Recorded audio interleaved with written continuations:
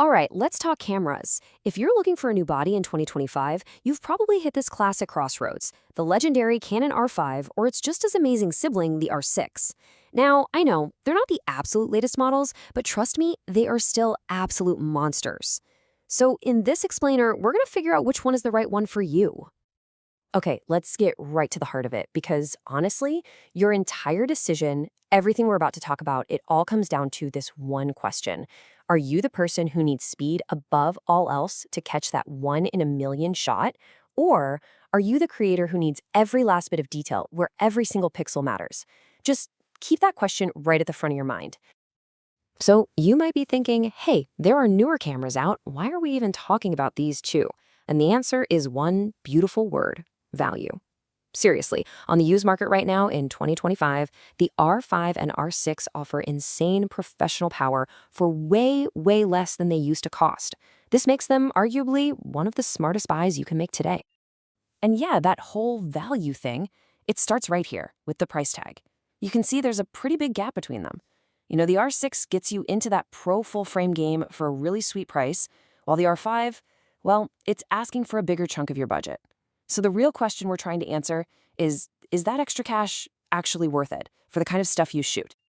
Now, before we pit these two against each other, let's get one thing straight. This isn't a battle of a good camera versus a bad one. Not at all. They share so much of the same incredible technology, this powerful family DNA, that either one is a killer professional tool right out of the box. And just look at what they share. I mean, up to 8 stops of image stabilization? That's just bonkers. You get Canon's world-class dual-pixel autofocus, a blazing fast 20 frames per second electronic shutter, plus all the pro stuff you'd expect, like solid weather sealing and, of course, mic and headphone jacks. So yeah, you're starting from an amazing place no matter which way you go.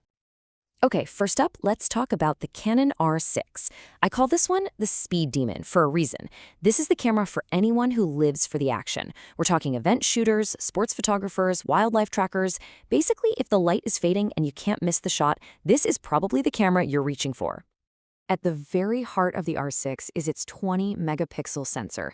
And I know, in a world where everyone's screaming about 50, 60, 100 megapixels, 20 might sound a little low. But stick with me here because that number, it's actually this camera's secret weapon. So how is that a strength? Well, it's pretty simple when you think about it. If you have fewer pixels crammed onto that big full-frame sensor, each individual pixel gets to be bigger. And bigger pixels are like bigger buckets for catching light. That means when you're shooting in the dark and have to crank that ISO way up, you get much cleaner images. Oh, and bonus, your hard drive will absolutely love you for the smaller files. And hey, don't just take my word for it. The numbers prove it. This chart shows the industry standard score for low light performance. And, well, you can see it right there. The R6 just flat out scores better than the R5. It's a real, measurable advantage when things get dark. But wait, there's more. The R6 also squeezes out a little more battery life. It's also a bit lighter, and trust me, after holding a camera for 8 hours straight, you feel every single gram. It even, somehow, packs in more autofocus points. These are all those little real-world things that just make the R6 an absolute workhorse. But what if speed isn't your main thing? What if your work needs the exact opposite? Okay, let's switch gears completely and talk about the Canon R5. This is, without a doubt, the resolution king. This is the tool for high-end commercial shooters, for landscape photographers who want epic prints, and for videographers who need every single pixel. And boom, there it is. 45 megapixels that is more than double the R6. Look, this isn't just a bigger number on a spec sheet, it's a statement. This right here is why the R5 costs more. This is the whole ballgame. So what does a number like that actually get you in the real world? It gets you freedom. It's the freedom to crop in and then crop in again and find a whole new photo inside your original shot without it turning to mush. It's the freedom to print your work big, I mean really big, and have it still look absolutely tack sharp. For pros, that kind of flexibility is everything. And that whole freedom thing, oh yeah, it carries right over into video. The R5's massive headline feature is 8K raw video. For filmmakers, this is a total game changer. You can basically shoot wide and then create 4K close-ups just by cropping in later. You can pull gorgeous, high-res photos right out of your video clips. It gives you so much room to play with color. It's just a pro-level video machine, period. And the premium feel of the R5 just keeps going. The electronic viewfinder you look through, it's way, way sharper. The screen on the back, bigger and more detailed.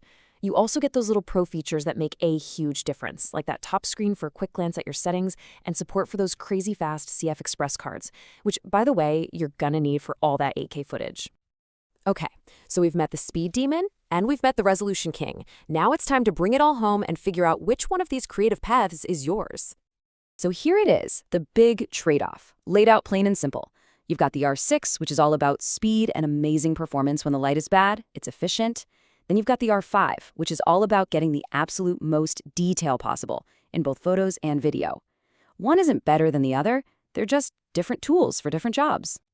And if you're a genre-specific shooter, this should make it really easy. You can see right here. For something like sports or wildlife, that R6's speed and low light chops give it a clear advantage. But for landscapes, the R5's detail is just superior. For portraits, that cropping power makes the R5 a little better, while for something like street photography, honestly, you can't go wrong with either. Just find what you shoot the most, and there's your answer. You know what? If you want to boil this entire thing down to one single thought, this is it right here. If your work needs 8K video, or if you make huge prints for a living, you need the R5. It's that simple. But for pretty much everyone else who just wants an incredible do-it-all camera that's a beast in low light, the R6 is still an absolute steal. And that brings us right back to where we started. Back to that first question. Now that you've seen everything, the choice is up to you. So, which one are you? Are you the speed demon, chasing the moment no matter how dark it gets?